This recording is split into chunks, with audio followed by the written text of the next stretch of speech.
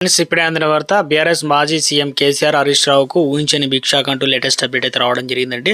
So ఆ వివరాలు ఏంటనేది కూడా వీడియోలో తెలుస్తుంది. వీడియోని చివరి చూడండి, అర్థమవుతుంది. మొదటిసారిగా ఛానల్ వస్తే తప్పకుండా సబ్స్క్రైబ్ చేసుకోండి. చూస్తున్నారు కానీ లైక్ చేయడం మర్చిపోతున్నారు. వెంటనే లైక్ చేయండి. వివరాలకైతే తెలంగాణ రాజకీయాల్లో తీవ్ర సంచలనంగా సృష్టించిన గత ప్రభుత్వ హయాంలో జరిగిన ఫోన్ ట్యాపింగ్ వ్యవహారం మరో కీలక పరిణామం చోటు చేసుకుంది.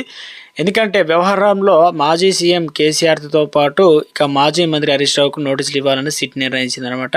సో ఇటీవల కాలంలో తెలంగాణ రాష్ట్రంలో దాదాపు 10 నెలల తర్వాత కాంగ్రెస్పై తీవ్రంగా విరుచుకుపడడం, తోలు తీస్తా ఇక ప్రజల ముందు నిలబెడతా అనడం, దాంతోపాటు గ్రామ పంచాయతీ ఎలక్షన్లో మేజర్గా వచ్చేసి బీఆర్ఎస్కు ఊపిరి పోయడం, దాంతోపాటు కాంగ్రెస్ సంబంధించి కాస్త 18 మంది ఎమ్మెల్యేలు నిరాశలో ఉండడం, అసంతృప్తి, ఇక వారికి సంబంధించి తీరు మార్చుకోవాలని చెప్పడం, ఇవన్నీ కూడా మొత్తానికి హైకమాండ్ కావచ్చు తెలంగాణ రాష్ట్రంలో ఇప్పటికే మంత్రులు ఎమ్మెల్యేలు సైతం కౌంటర్ అటాక్ చేసే ప్రయత్నం చేస్తున్నారు. అయితే ఫోన్ ట్యాపింగ్ ఎవరి కోసం చేశారో దానిపైన సిట్ అనేది దృష్టి సాధించిందనమాట. కేసులో దర్యాప్తు సిట్ వేగాన్ని పెంచిందనమాట. సో ఇప్పటి వరకు ఇప్పటికే రివ్యూ కమిటీలో వారిని సిట్ విచారించింది. ఈ ట్యాపింగ్ వ్యవహారంలో కీలకంగా వ్యవహరించినటువంటి ప్రభాకర్ రావు ఏసీబీ చీఫ్గా ఉన్న సమయంలో రివ్యూ వచ్చేసి ప్రభాకర్ రావు ఎస్ఐబి చీఫ్గా ఉన్న సమయంలో రివ్యూ కమిటీ ఉన్న జేఏడీ సెక్రటరీ సిఎల్ఎస్ అదేవిధంగా ఇంటెలిజెన్స్ చీఫ్ సిట్ మరోసారి విచారణకైతే పిలిచిందనమాట. కాగా రాజకీయ నేతలపైన సిట్ ఫోకస్ చేసింది.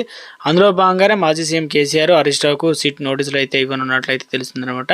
సో ఈ కేసు విచారణ చేస్తున్న సిట్ ఇప్పటికే మాజీ సిఎస్ ఇంటెలిజెన్స్ చీఫ్ల నుంచి స్టేట్మెంట్ల రికార్డులను అయితే చేసిందనమాట. ఈ కేసులో కీలకంగా ఉన్నటువంటి ప్రభాకర్ రావు విచారణ సమయంలో అనేక అంశాలు రాబట్టింది.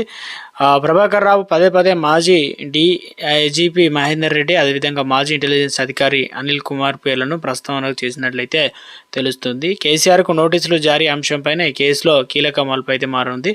ఈ నెల 29వ తేదీ నుంచి అసెంబ్లీ సమావేశాలు జరగడంతో ఆ తర్వాత కీలక పరిణామాలు చోటు చేసుకునే అవకాశం అయితే కనిపిస్తుంది.